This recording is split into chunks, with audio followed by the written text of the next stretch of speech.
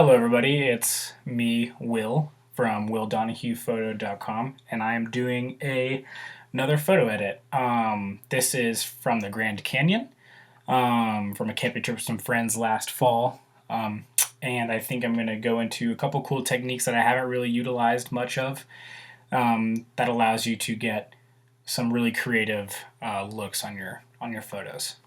Okay, that being said, let's delve right in. Okay, so first thing I want to do, as always, is get the composition that I want. As much as I do like the sky, I don't think it's really what's drawing me to this image. I think what's drawing me to this image is the rays of light coming down through here, the color of the light, and the coolness of the shadows. And it's that kind of contrast that I want to play with today. So I'm going to probably bring that. I really want to accentuate. I really want to accent that and prioritize that in this image today. Awesome. I think that looks good. Maybe we can play with that a little bit more soon. So let's go ahead and go into our white balance. Awesome. So Auto did a great job. I think I really dig this. I don't think I need to mess too much with the white balance here. I'm going to go ahead and see what it looks like a little bit warmer. And honestly, I kind of like it. So I think we're going to stick with that. Let's go right into exposure. I think this is a pretty well exposed photo. Obviously, we're losing a lot of definition down here in the shadow, but it is what it is. It's hard to get exposure correct all the time in the desert because anytime you have a shadow, you're just exposing at such different apertures, and it's hard to get it exactly right. So let's go into contrast.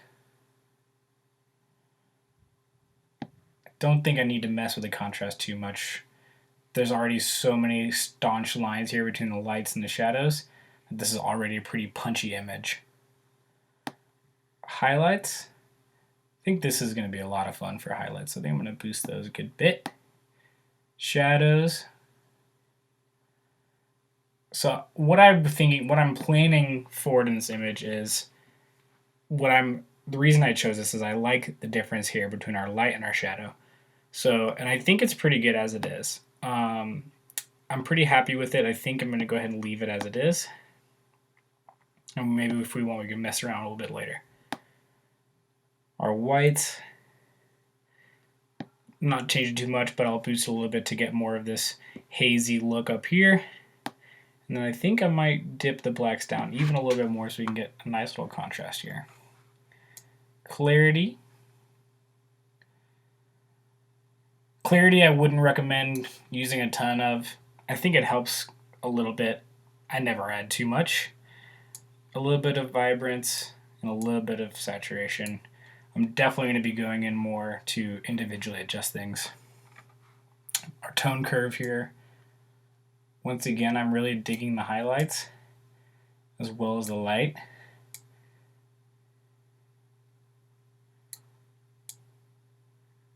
Cool. So I'm still focusing on this light coming in down here and hitting these walls. I think it looks really, really cool. I'm not going to go into colors and split toning just yet. I am going to add some sharpening. I don't have any, I have a little bit of noise down here. So this is kind of noise right here, this stuff right here, these black dots. I think that's, this is grain right here. So let's go ahead and see what happens when we go ahead and add some noise reduction. Yeah, do you see that? Those dots kind of disappeared. Hopefully you can see what happened. Here we still have some loss there, but when we zoom in here, if I go back down to noise reduction,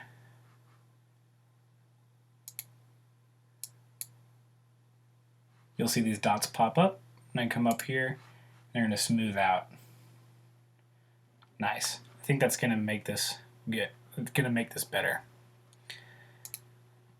Awesome.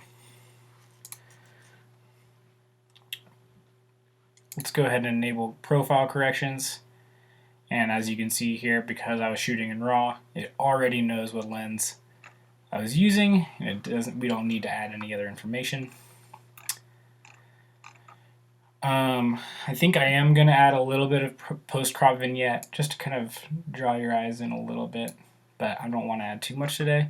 And I really do want to see what dehaze is going to do here. I think going into a little bit of negative dehaze to make this kind of give it a more dreamy,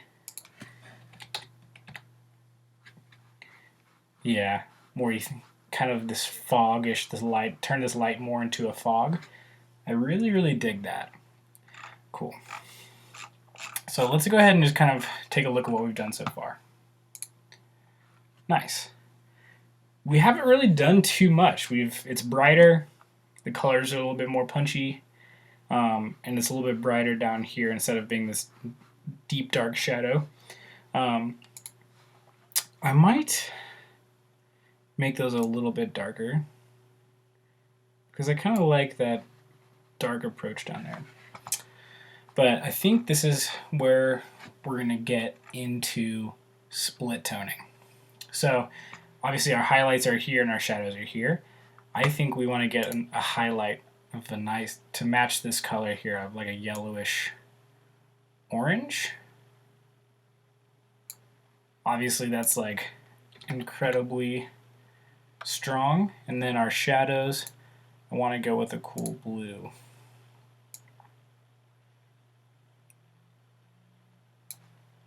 And then we're going to desaturate those a significant amount.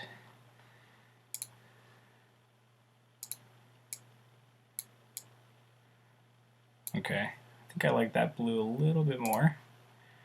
And then let's play with our balance here.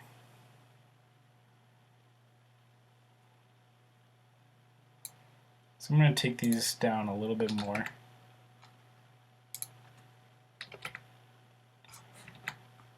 Okay. I'm going to mess with the balance between the two shifts.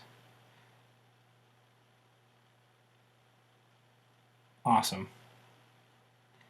So just in doing that, I was able to paint everywhere this is kind of being lit up with a nice yellow orangish light without having to go into the adjustment brush, which I've been doing a lot of lately. Here I was able to just use split toning.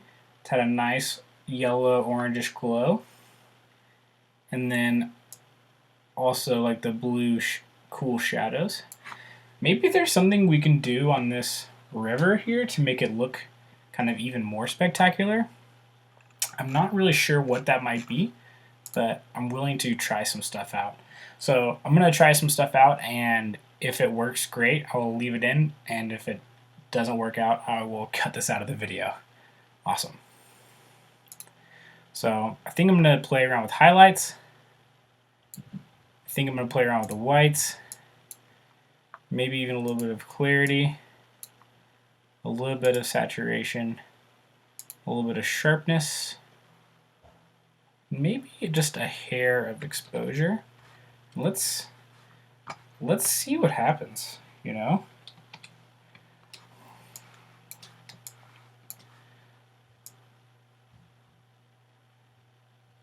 Oh, gotta get rid of the color. Definitely don't want any of that. So far, I kind of like it.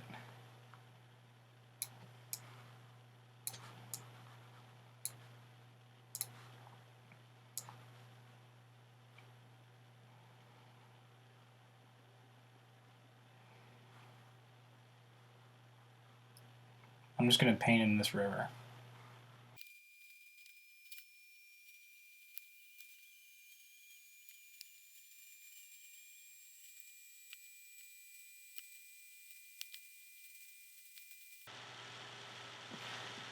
Alright, so here I have the whole river painted more or less. You know, it's not perfect. Let's see what happened with that. Wow, okay, so it's hard to tell exactly what a difference that made. So let's go ahead and just take let's go ahead and look at our difference between the two. Alright, cool. So it's definitely a lot brighter, giving us a lot more to work with than what we have here. But I think maybe there's some more we can do with it, so let's see what we can do. So I'm going to go ahead and reselect our adjustment here. And let's keep playing with it.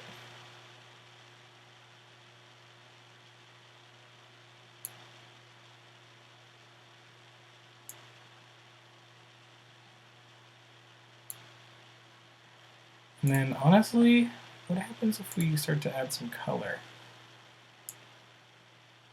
Maybe like this nice teal, but we dip down that saturation.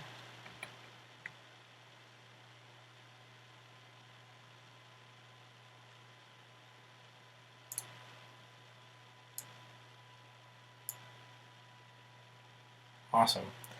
I actually think that looks kind of cool, and I like it, but I can see where I've done a little kind of a sloppy job with my painting, so I'm actually going to cut real quick, and I'm going to return to painting so I can touch these spots up. So I'll be back in just a moment. Alright, so I've touched up those little spots here and there, so let's go ahead and take a look at it again. Awesome. I think that really gives this water a super awesome look to it, as well as the contrast between the nice cool blue and then this nice orange here. I feel really good about this. I think one thing I might do is just play around with a little bit of painting in here and see what we can do. So I'm just going to reset all of our settings here.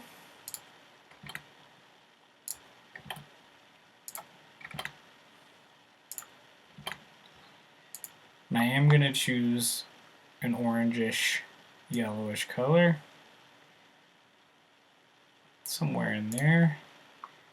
And I'm going to increase my brush size back.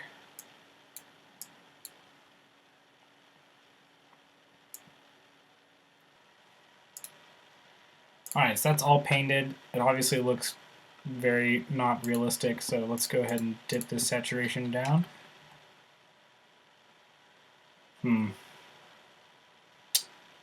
I like it over here and I don't like it over here. That's just how I feel. So I'm going to go ahead and just erase all the work I did over here. And I'm going to focus it to right here, which I still do like. I think we can maybe saturate it a little bit more. Boost the exposure.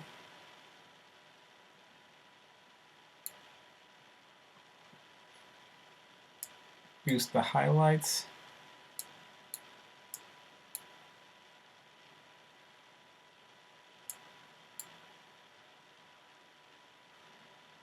Maybe the saturation just a little bit more. So with these, like, I don't have like a designated plan beforehand. I'm just kind of playing around with it to see what I think looks good. I would kind of like to bring out some more of this light up here. So let's see what happens when I do some painting. That's, it's just way too much. So let's see if we can reset everything. And let's see if we can just find a way to bring out some of this light in a way that's going to look cool. So I think I'm going to go super low saturation with this.